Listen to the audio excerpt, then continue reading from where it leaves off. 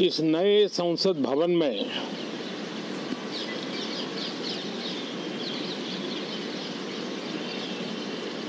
जो पहला सत्र हुआ था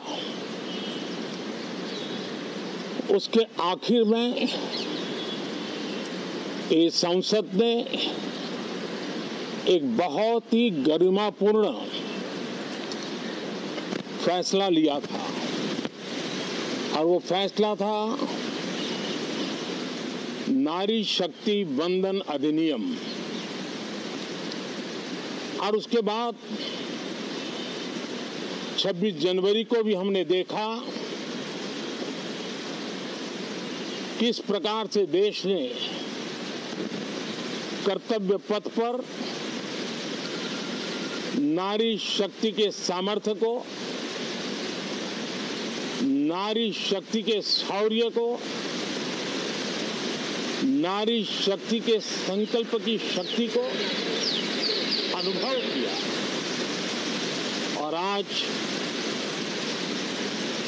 बजट सत्र का आरंभ हो रहा है, तब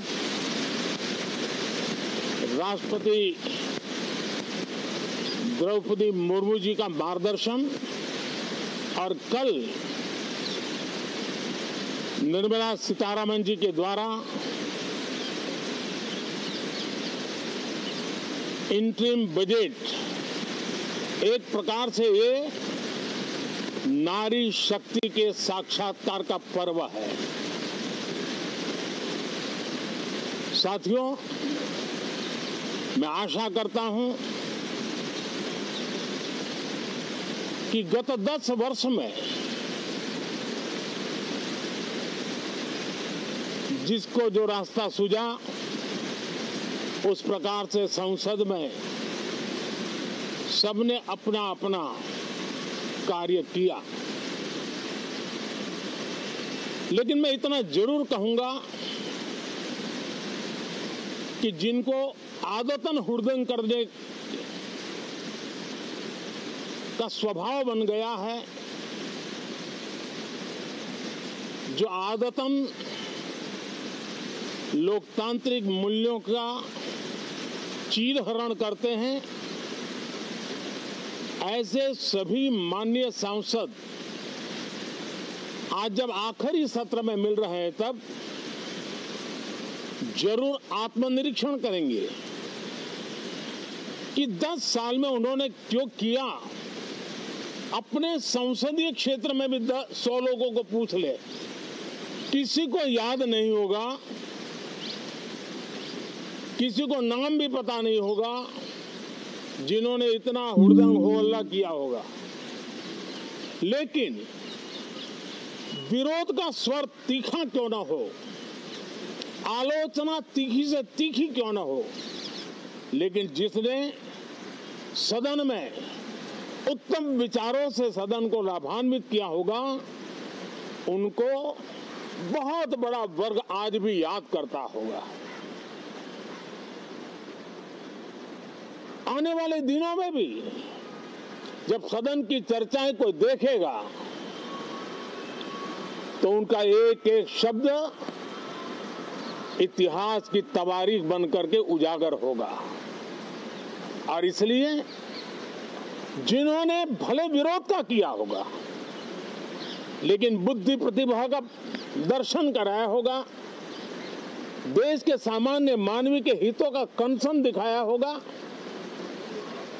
हमारे खिलाफ तीखे से तीखी प्रतिक्रिया की होगी, उसके बावजूद भी मैं अवश्य मानता हूं कि देश का एक बहुत बड़ा वर्ग,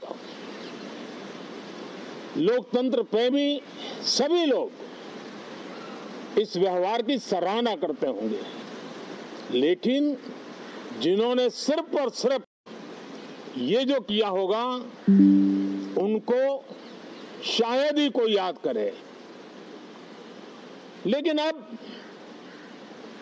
ये बजट सत्र अवसर है, पश्चाताप का भी अवसर है, कुछ अच्छे फुटप्रिंट छोड़ने का भी अवसर है। तो मैं ऐसे सभी माननीय सांसदों से आग्रह करूंगा कि आप इस अवसर को जाने मत दीजिए। उत्तम से उत्तम परफॉर्म कीजिए, देश हित में उत्तम से उत्तम अपने विचारों का लाभ सदन को दें और देश को भी उत्साह और उमंग से भर दें। मुझे विश्वास है, आप तो जानते ही हैं कि जब चुनाव का समय निकट होता है तब आमतौर पर पूर्ण बजट नहीं रखा जाता है। हम भी उसी परंपरा का निर्वाह करते हुए पूर्ण बजट नई सरकार बनने के बाद आपके समक्ष लेकर के आएंगे। इस बार एक दिशा निर्देशक बातें लेकर के देश की वित्त मंत्री निर्मला जी हम सबके सामने कल अपना बजट पेश करने वाली है। साथियों, मुझे विश्वास है कि देश नित्य प्रगति की नई नई ऊंचाइयों को पार करता हुआ आगे बढ़ रहा है। सर्वस्पर्शी विकास हो रहा है, सर्वांगीण विकास हो रहा है, सर्व समावेशक विकास हो रहा है।